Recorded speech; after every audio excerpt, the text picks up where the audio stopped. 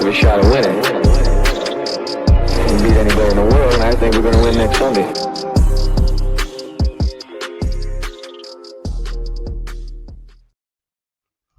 And welcome back to the New York Jets Atlantic Flight Podcast. We are in week 8. We have a visit to the Cincinnati Bengals.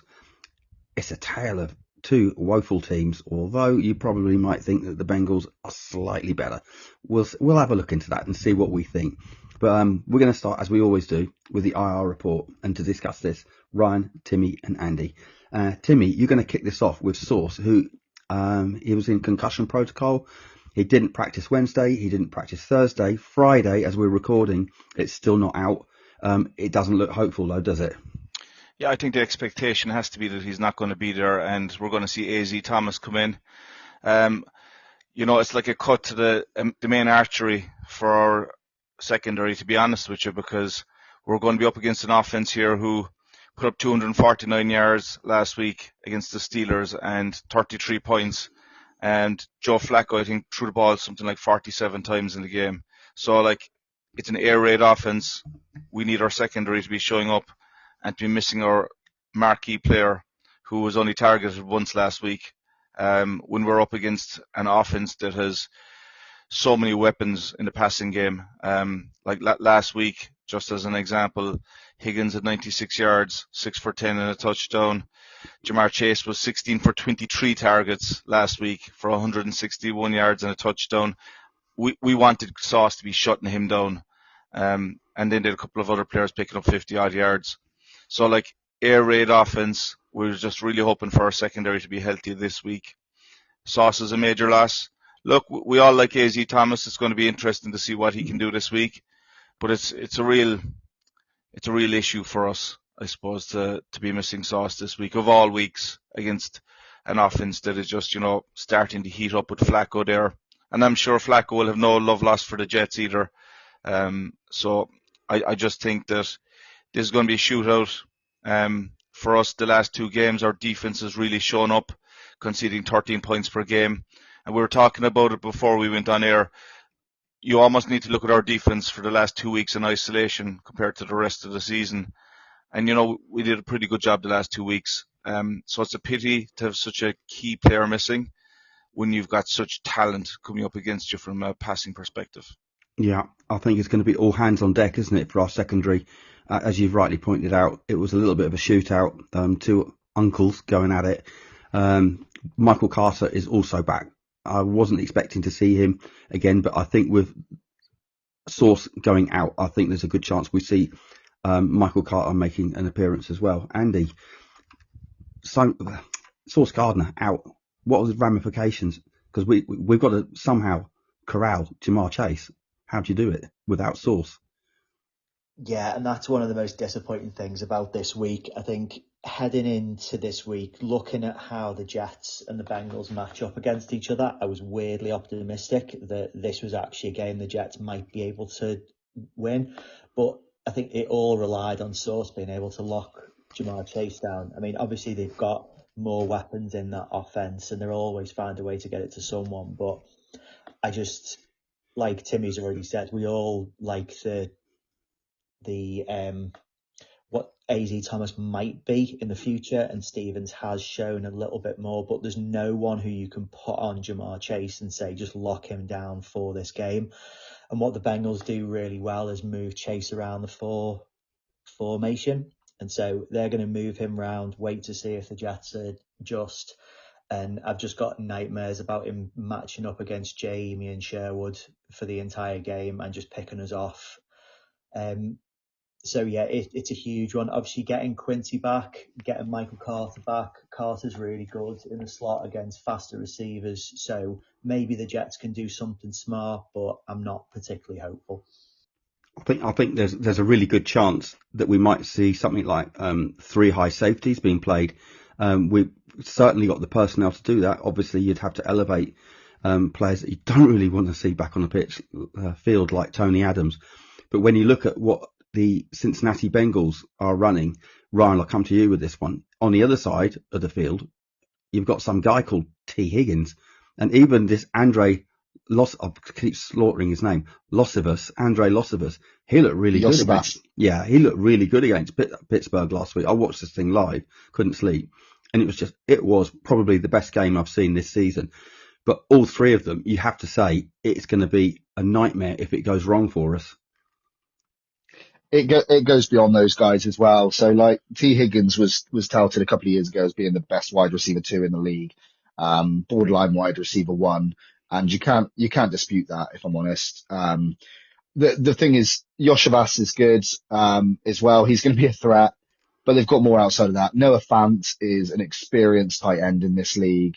He's never put up the touchdown numbers, but he's a viable threat. And we know Joe Flacco loves a safety blanket of a tight end, and Fant is already seeing the benefits of that, of having Flacco in the offense. It's a bit of a funny offense to look at as well, because you've had 2 games of Joe Burrow getting absolutely creamed. You've had a bunch of games of 4 games, I think, or 3 games of forget the name of the other guy now, Jake Browning. And then you've had 2 games of Joe Flacco. And as Timmy suggested, we're looking at Joe Flacco throwing 47 times last week. He's averaging 30 completions a game. I think he is absolutely going to pepper us with passes all over the field. I don't think it comes down to just Sauce v Chase.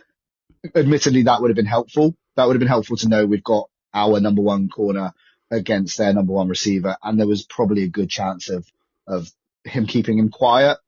If anybody can keep Chase quiet, it is going to be your Sauce Gardners, your Derek Stingley's, your Pat Surtains. But look, we're going to have AZ Thomas. We could be a year down the line from today, and we're talking about AZ Thomas in the same breath as Sauce. He's had some blooding in the games. He's seen some game time. He's starting to see how fast an NFL offense is going to come at him.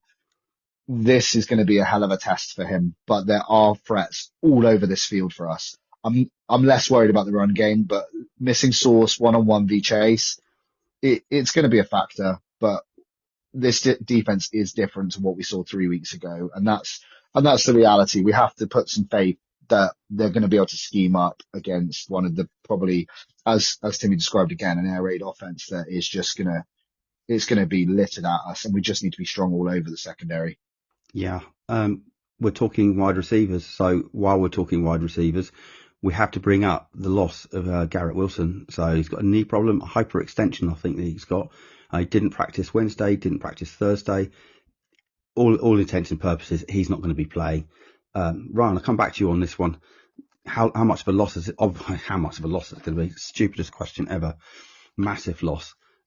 Is there any way that we can game plan around this? Because we kind of saw what was available last week when Tyrod came on in place of Justin Fields, and it did, even though he threw 2 picks, and it did, the air game did look better.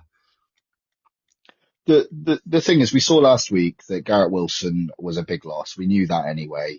And I think if I'm honest, if Garrett Wilson was 85-90% for this week, I'd probably be happier us not risking him and just take our licks this week and bring him back after the bye week, 100%, full tilt, and try and make a bit of a statement after the bye week. But the reality is he's probably not healthy enough even to have a game time decision. So let's just move on from the fact that we would have Garrett Wilson, and let's look at the guys that we should have used last week. We spoke about it the week before. You should be looking for your Tyler Johnson. And I put it on Twitter, and I'm going to stand up here. I am a Tyler Johnson stan right now. He was our best receiver against the Panthers with 60 yards or 3 receptions. He is so good at feeling that coverage. He knows where to pivot his body to collect that ball and turn himself so he can gain those extra yards. We need someone like that. Josh Reynolds is not a wide receiver 1. He's not a high point catcher of the ball. He is not a ball competitor either. He is also probably fairly good across the intermediate, similarly to what Tyler Johnson is. And he's going to gain you a few first downs, but he's not a wide receiver 1 even in Garrett's absence. We absolutely must be using Mason Taylor if he plays.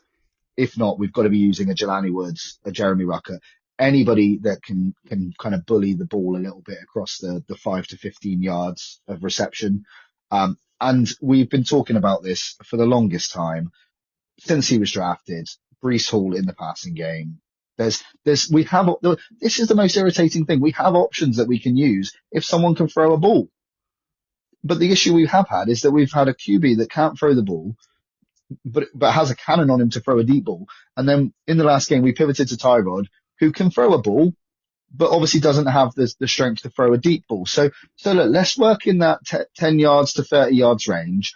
Let's target our tight ends. Let's use some screen passes to our running back, and let's look for Tyler Johnson when he's got soft coverage. And let's move the ball. Mm-hmm. Andy, getting back to you again, is there anyone that you want to see step up? Because we keep going on about this as being the evaluation year.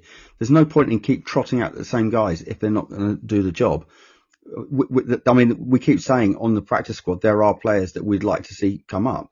What do you think they should do? Because Ryan just brings up Mason Taylor, who I will just quickly say he's still on IR, quadriceps, didn't practice Wednesday, didn't practice Thursday. Chances are he's probably going to miss it. So we're down to Jeremy Ruckert and who else? Andrew Beck, and maybe Stone Smart might get the call.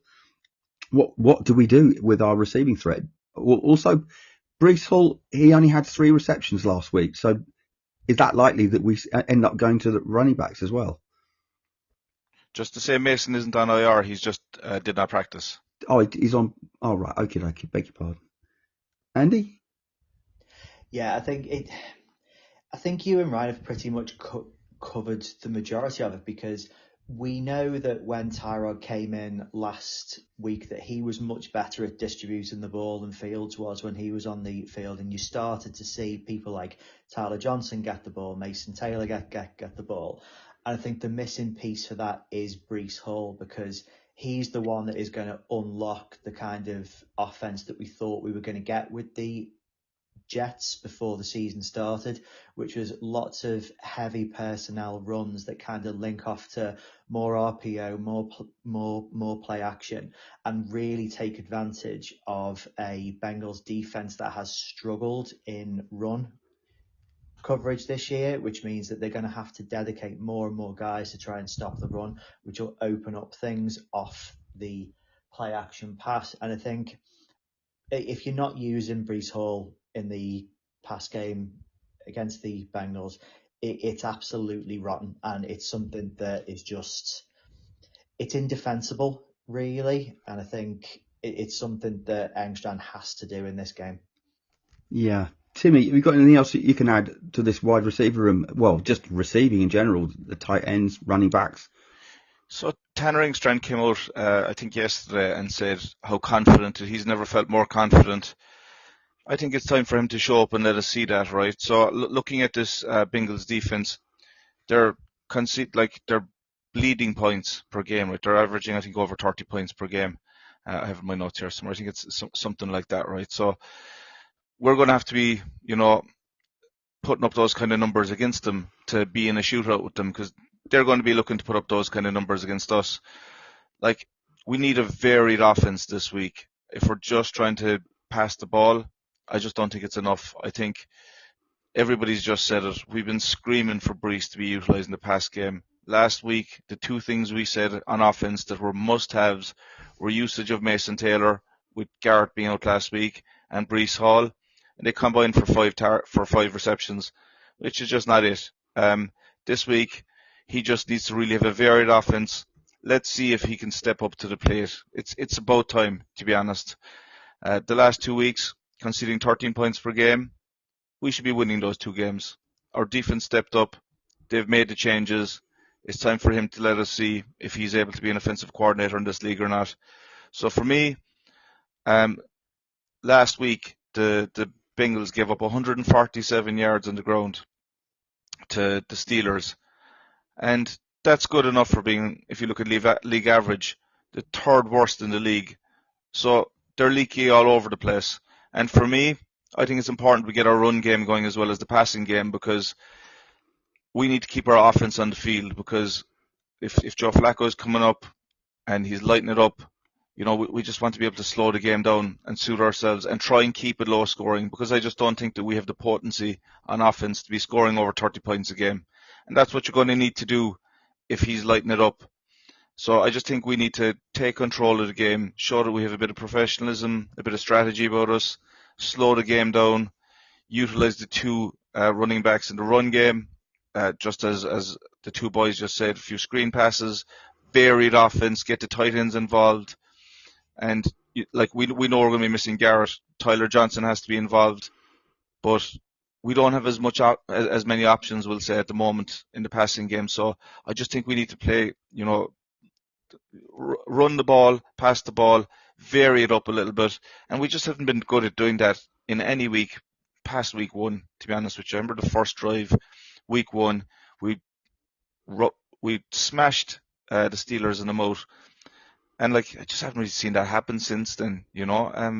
I just think that Ingstrand, I've kind of lost patience with him at this point. He just needs to show us what he's made of, because he's looking very much at a pink slip at the end of the season, the way things are going. Ooh, hot take there from Timmy. While we're talking about the run game, obviously important to the run game, the O-line. The O-line, they've been getting a little bit of flack on the socials, which I don't think is fair. I think they have been playing well enough. Obviously, that doesn't help when your quarterback holds onto the ball for an eternity. That is going to make you look bad. But they're going to be coming up against a Cincinnati Bengals front four that really have not been performing. And I'm not sure if he's back, but Trey Hendrickson could be a doubt as well. So, Timmy, our O-line against their D-line, do you like that matchup? It's going to be really nice to see our O-line, in a game where they don't have Justin Fields. Well, hopefully it's going to be Tyrod Taylor out there. It's going to be interesting to see if they're going to be able to perform a little bit better. I don't think that this defense, without Hendrickson, I think they're averaging very few sacks. I think it's just about double figures for the season to date. So I just don't think it's an amazing defense from a pressure perspective. They should be able to handle the Bengals offensive line, or defensive line, should I say. I'm not too concerned about our offensive line this week. It's actually one of the parts where I think that we should actually be able to match up really well. So for me, I'm kind of happy to see our guys just go out there and do what they've been doing earlier in the season. Yeah, I think I like this matchup as well on that score as well. Ryan, their defense, it hasn't looked good at all, has it? Yeah, I think that the Bengals defense has always been kind of reliant on one or two stars, hasn't it? And I feel like that with Hendrickson this season, all the contract controversy over the off season, then the Shamar Stewart stuff where he was mad about being drafted by them because he didn't expect to fall so far. And then again, there was more controversy with him signing and everything else. He might have gone back to college. I just feel like there's a lot of disarray within their defense, and I think that it's the opportunity, if we play it right, to actually exploit them. I do like our O-line. I think that it's very good at buying time for the quarterback. Obviously, there's some question marks over Fashanu, and I think Simpson hasn't been the guy he was last year either.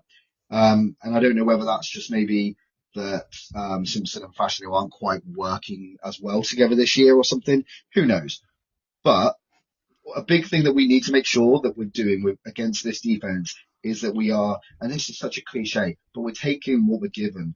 Now, Tyrod Taylor, he's a good quarterback passing the ball. He's competent, but he needs to take a leaf out of Flacco's book where he doesn't take on throws he cannot make. We saw this last week. He is not a deep ball thrower. He's not a Hail Mary thrower.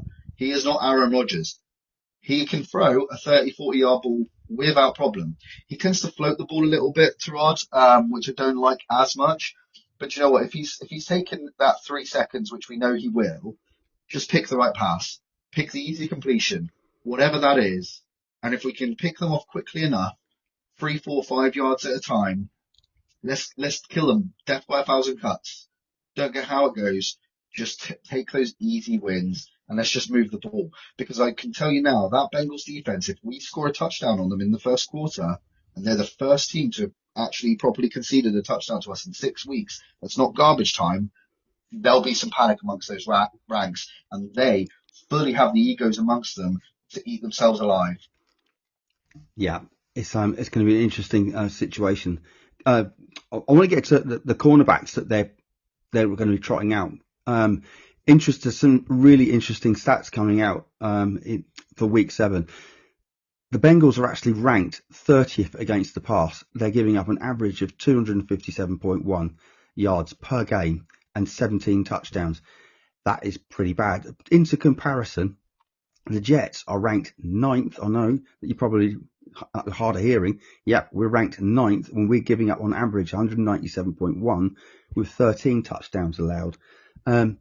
Andy, their secondary is not good. I mean, we've complained about ours at the beginning of the season, but the Bengals, they couldn't stop a nosebleed. Yeah, it's really poor. I think outside of DJ Turner, who's think it has been a nice surprise for them this year, their defensive back play has been absolutely atrocious, and they've got guys like Jordan Battle, Dax Hill, Geno Stone, who's just I don't know how Geno Stone's still playing for any NFL team. It's really poor, but and this is why I think the Jets, in better injury circumstances, match up really, really well against the Bengals. I think we've got enough talent out there, if you had Garrett Wilson on the field, to be able to pick them apart a little bit. If, like you say, the guys have said, we can take advantages of our clear kind of sorry, I've lost my words for a second there. The clear kind of advantage we've got in the run game, we could easily start picking them apart. So there are weaknesses that we can attack if our offense can actually get off its backside.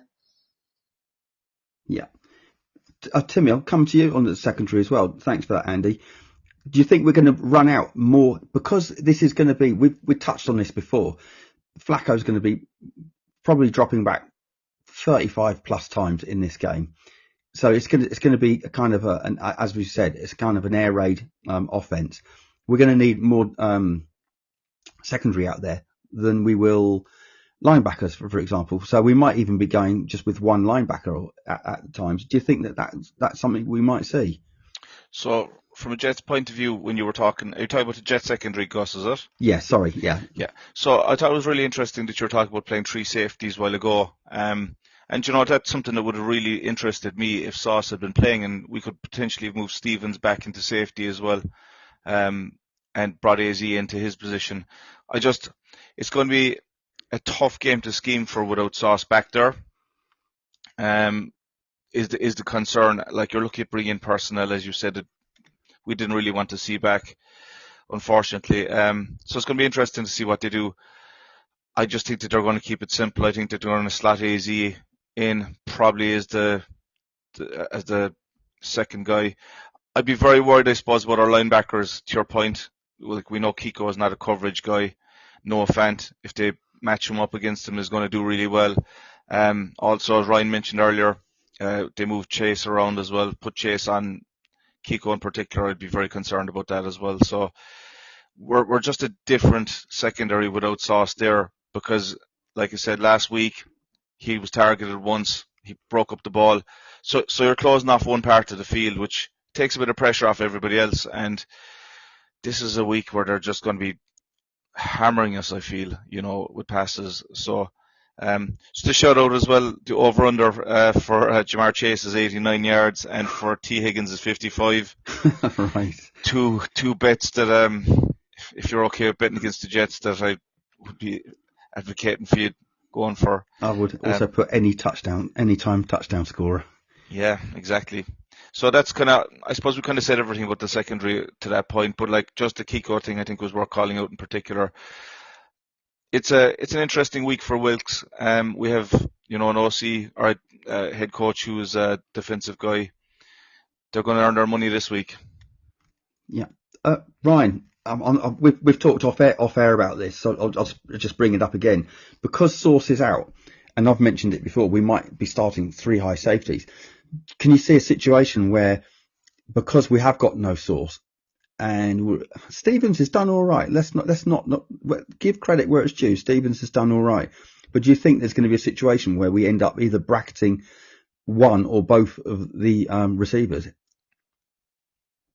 I think the reality of the defense is that we won't adjust the scheme. It took us 5 weeks to even look serviceable from this defense. And I think that our safety room is incredibly light. So I can't see us adding extra safeties onto the field. As you alluded to earlier, the option is to elevate Tony Adams. And we know none of us want to see that guy. I was going to say attempt a tackle again, but I'm not sure even what he did was called attempting a tackle, to be perfectly frank. So I think that it's difficult. I'd like to see us kind of operate in a zone situation. I don't really want to see AZ having to move across the field too much, because I think if we end up going down a route where we're putting a bit too much responsibility on his shoulders or a bit too much on his back, that we're going to cause him more long-term confidence problems.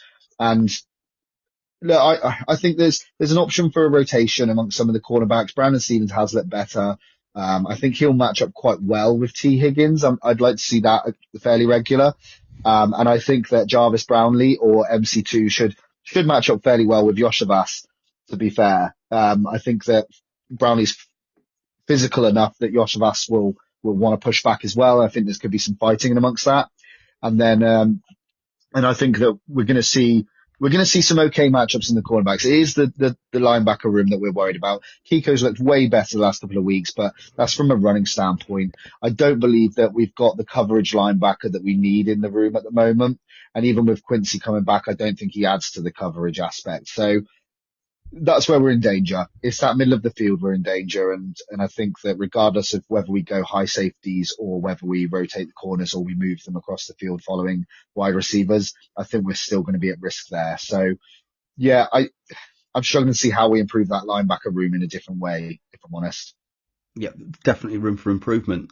But I think Andy's got something else to say as well. Do you think that they'll reduce the blitzing or to just make the front four? Or I don't want to steal your thunder. Tell us what you're thinking.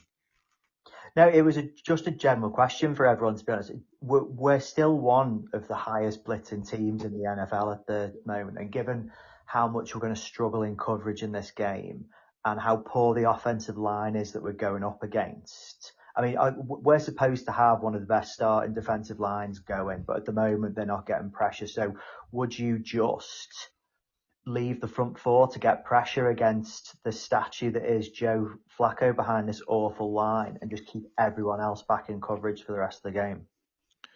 It's a tough one, right? Because I just think that, and we talked about this, I think, last week, our front four defensive line, if we've the main four guys out there, I'm confident that we could do that.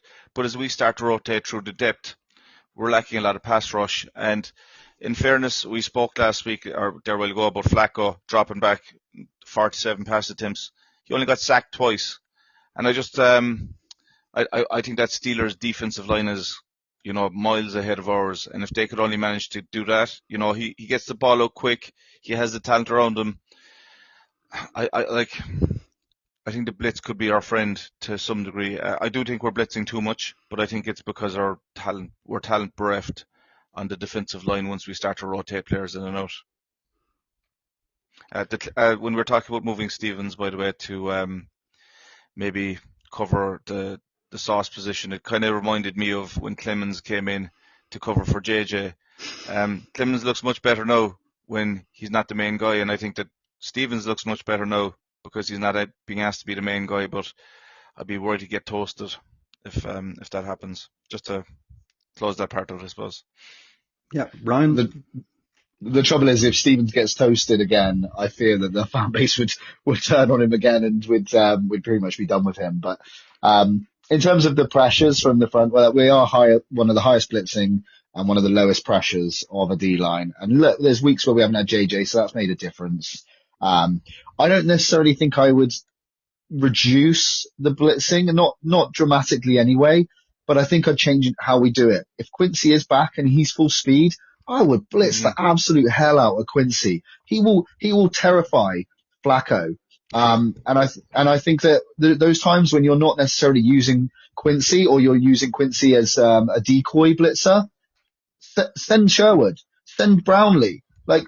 Let's mix it up a bit. If we go out, let's say the first 5-6 defensive snaps and Quincy blitzes on almost every single one of them, the next time you line up, they're going to be anticipating it. Quincy drops back into coverage and you've got Brownlee coming out of nowhere, sideswiping Flacco. I'm just thinking we need to maybe play a few disguises. We are a bit obvious at times. I feel like we've been like that for Christ knows how many years. And yeah, maybe we don't relent as much on the blitzing, but I definitely tweak how we do it. And it's been a big miss not having Quincy because especially with Quincy and JJ out at the same time, it's a big amount of pace and strength that can be blitzing that we're missing out on. So, sorry, go on. I was just going to say, so for me, essentially, I want to see us blitz still. Yeah, I was just going to add, if you know, you've just brought up, you know, we're not getting home. We're the highest blitzing, but we're not getting home.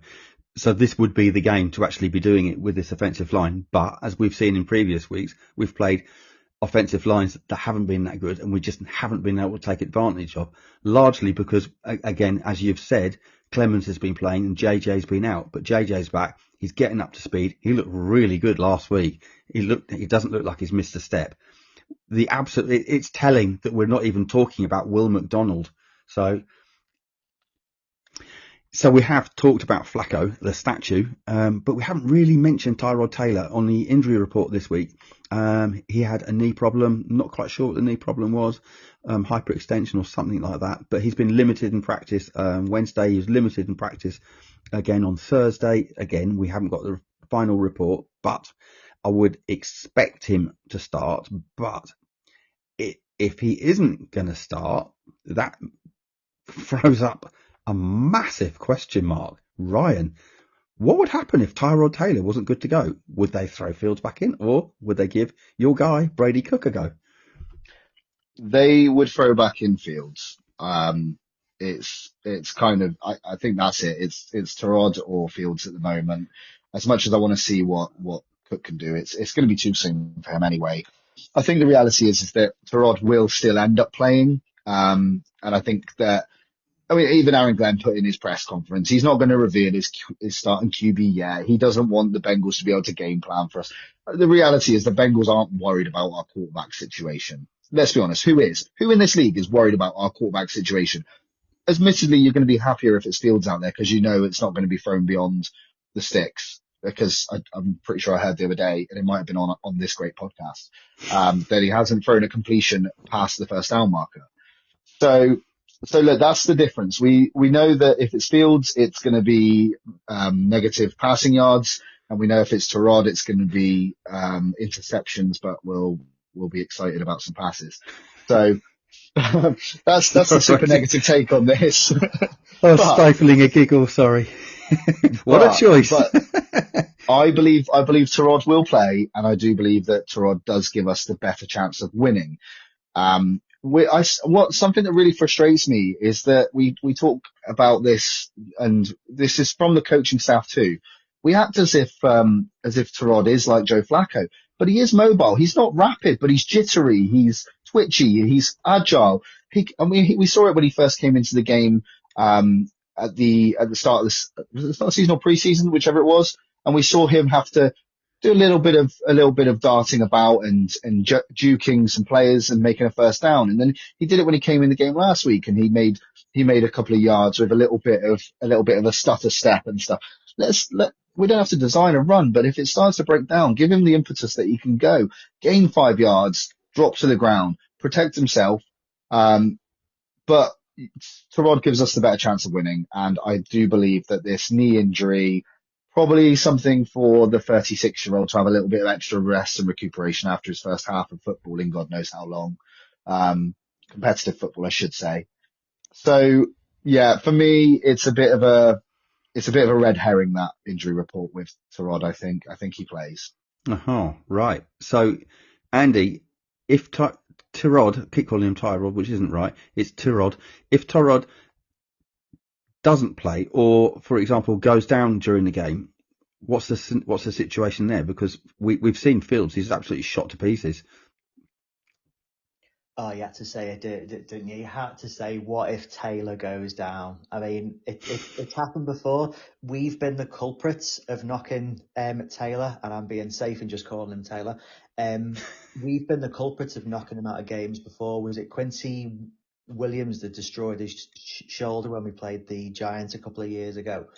But ultimately, I really hope that Taylor manages to finish out this entire game, because I don't want to see Fields back on the pitch. And I think Ryan's absolutely right. I don't think they'll turn to Brady Cook, particularly not in the middle of a game. I think Fields will just be back out there, and it'll just be back to everyone closing to stop the run, because no one's going to be throwing the ball. And weirdly, I am quite excited to see what this offense looks like with Taylor against such a poor defense. I think we're set up to take advantage of it.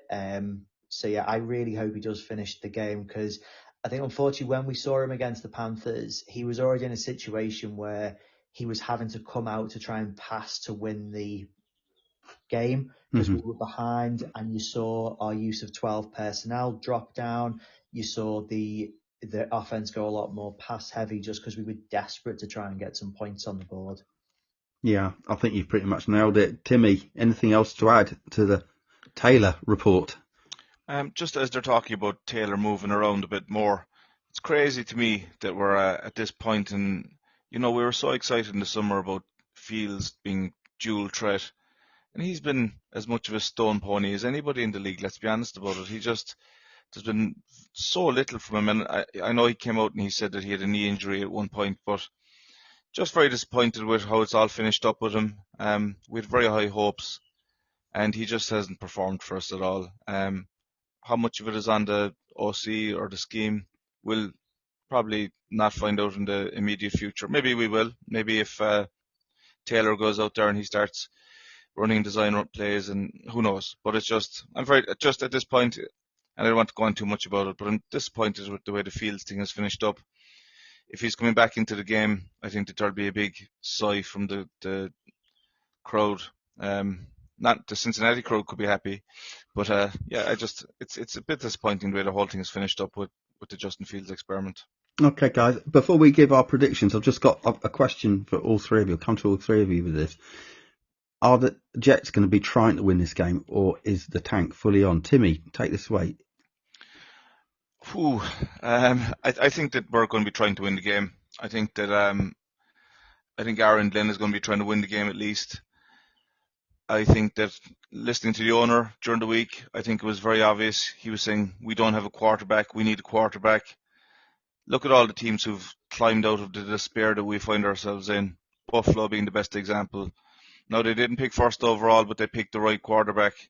It's just something we've not managed to do. And for me, I just genuinely believe if we get that right once, if we can just get the right quarterback. Look at the Bengals. Transformative that they went first overall and took Joe Burrow. They've gone to the Super Bowl in recent years, and been thereabouts and been competitive, and we'd love a run like that. So, look, it's not popular, but for me, I'd love the first overall pick, and it means we'd have to go through a little bit more pain to get there. I don't see us winning this week anyway, to be honest. So, I think that we'll try and be competitive. I think it would take a lot to go our way for us to win anyway. But I think that Glenn, unless he has some kind of a conversation with the owner, who seems to be giving him a hug every day apparently, so maybe they've figured it out themselves, but just even for his own profile, I don't see Glenn giving up. I think he's going to try and win 5 of the remaining 10 games, which obviously would put us in a tough position looking for a quarterback. Yeah, it is. And you bring up Woody's name there.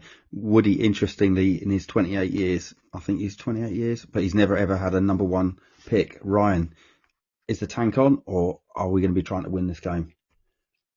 I think we're going to try to look competitive, if that's an on the fence answer for you. I don't think they want to look obvious that they're tanking. I think they want to see improvements from the team. But I don't think that they envisage that they will be in a position to win this game. And I think if they're in a position to win this game, then we probably run out the clock, or maybe we throw a 4th and 8 rather than kick a field goal. So these are the kind of things you do when you're in competitive games and don't want to win them, aren't they? So pretty much what we've been doing the last few weeks then, just making silly mistakes that could possibly be contrived as being done on purpose. I don't think they have been. I think they've just been. Maybe. Andy, same question, Andy. Are we tanking, or are we winning this game? I think that coaches coach to try and win games, and I think we've got so many players who are going to be free agents next year. They're all looking to put together film for other teams to look at and potentially get brought back by the Jets as well. So I think the team's always going to be playing to win the game. I think the tanking will come from the likes of Muji in a week or so, when he basically ships out every player who is capable of playing on an NFL field, and that'll limit what the team can do. But I honestly think that the team are going to be playing to win on Sunday. Yeah, I think they can. I think you've all brought up pretty much the same kind of answer. I think they're going to either play to win or look like they're playing to win. But I think ultimately, we are going to end up with a number one pick in April. Oh God, that seems like a long way off. We've two banana skins in the way of making that happen, Gus. Oh yes, so we talked about this, didn't we? We're at the Saints on the 21st of December, which is not the Christmas miracle that we need if we're going to get the first overall pick. And we're at home to the Dolphins on the 7th of December. Those are the two key battles for me, where we might pick up wins, but they're maybe not where we want to be picking them up. Can you imagine if we are playing the Dolphins and we are still one game behind the Dolphins, so we're still in number one place in the Tankathon? That's going to be an interesting game, isn't it? Because the Dolphins, they're not going to want to win that one, are they? Well, their strength of schedule as it stands now, this changes. It's kind of malleable depending on how the teams you play, I suppose, perform throughout the year. As it stands, their strength of schedule, if we were tie, would have them first overall. And with Tua not showing up this year, they're going to be taking the first overall guy. So then you're playing lottery and hoping that your guy is top of your board lands to you. And I just prefer to have the first pick for the sake of one win. Guys, time to wrap. Anything else? Got anything they want to get off their chest before we wrap this up and give our predictions? Tumbleweed. Let's get our predictions. Okie dokie. I'm going to go first. I'll get this ball rolling. I've had this written down because you guys, when you give your predictions, it always throws me. So I've written mine down this week. The scoreline, it's going to be over 60 points. It's going to be 35-33 to somebody. I think it's going to be 35-33 Jets. I'm sorry to say, we're going to get our first win. Who the hell is scoring 35 points for us? Have you seen the Bengals? I watched that game. I watched the Bengals-Pittsburgh game. Honestly, whoever's under center, they will be able to put up points. It's just who they're throwing to. That is the biggest question. But I do think that this is going to be a high-scoring game. Gus, you said before we came on that you had a dream about what the scoreline was going to be. I think you're still asleep and you're still dreaming. To be honest, if you think we're going to put up that many points. Very possible. So, Timmy, who have you got? What's the score? So, I think the Bengals for the second week in a row are going to score 33 points. I think the Jets will score 20 points. We will break our the duck we've been having regarding touchdowns. We'll score 2 touchdowns, kick 2 field goals, score 20 points and limp into the bye week 0-8. Oh God, Ryan. So I'm kind of on a similar ilk to Timmy. I think we do score 2 touchdowns. I think we're aggressive and go for 2-point conversions, make one, fail one, and we score a field goal, and we score a total of 15 points. Unfortunately, the Bengals are going to score 27 on us, so the Bengals beat us 27-15. No one said the defense are going to score anything. Is Andy going to say the defense are going to get a pick 6?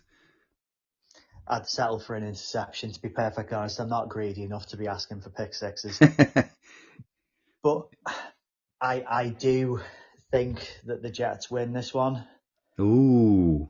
The scoreline Say what? worries me a little bit. I think it's going to be a close one, 30-27. I just think it's going to be I think we run the ball down their throats and control the clock for the most part. I think most of the time when they get on the field, they'll move it quite easily through the air. But I see this as a really good matchup for us. So yeah, I'll tentatively suggest the Jets win. Oh, well, half of us are going to be happy next week and the other half aren't going to be happy next week. Gentlemen, thanks for talking all things Jets again, and we will be back next week with what happened and the Timmy synopsis on Tuesday. And as always, go Jets. Y'all know what to say. On 3. 1, 2, 3.